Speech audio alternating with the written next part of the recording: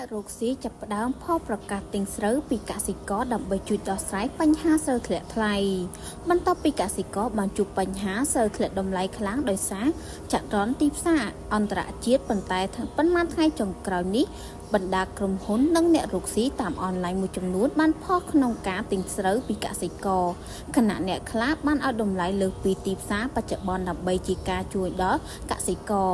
តាមរយៈបណ្ដាសង្គម Facebook នៅថ្ងៃទី3ខែវិច្ឆិកានេះអ្នកឧញ្ញាសួងវីរៈម្ចាស់ក្រុមហ៊ុនវីរៈប៊ុនថាមបានប្រកាសថានឹងប្រមូលទិញស្រូវពីកសិករប្រមាណ 30,000 តោនក្នុងតម្លៃ 9,500 រៀលក្នុង1គីឡូក្រាមដើម្បីបំណែកដោះស្រាយបញ្ហាពីគ្រោះទីផ្សារស្រូវនាពេលបច្ចុប្បន្ននេះទន្ទឹមនឹងគ្នានេះអ្នកឧញ្ញានិតវណ្ណៈប្រធានក្រុមហ៊ុន AC Rex ក្រៅបានប្រកាសប្រមូលទិញពីកសិករផងដែរដោយលោកស្រីមានគម្រោងទិញស្រូវ AM 45 ទៅ 41 និងស្រូវស្រងែចំនួន 100 តោនក្នុងតម្លៃ 1 គីឡូ 800 រៀលសម្រាប់ស្រូវដើមស្រូវសើមនិងស្រូវស្ងួតក្នុងតម្លៃ 1,000 រៀលក្នុង1គីឡូក្រាមសម្រាប់នៅវគ្គទី1ដើម្បីចូលរួមជួយកសិករខ្មែរការចូលរួមជួយទិញស្រូវនេះគឺលោកស្រីយកទៅចែកជូនបងប្អូនវីរៈកងទ័ពជួរមុខក្នុង1នាក់ចំនួន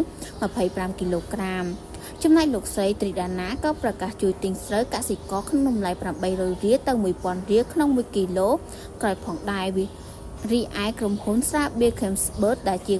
ក្រុមហ៊ុនផលិតក្នុងស្រុកមួយបានប្រកាសពី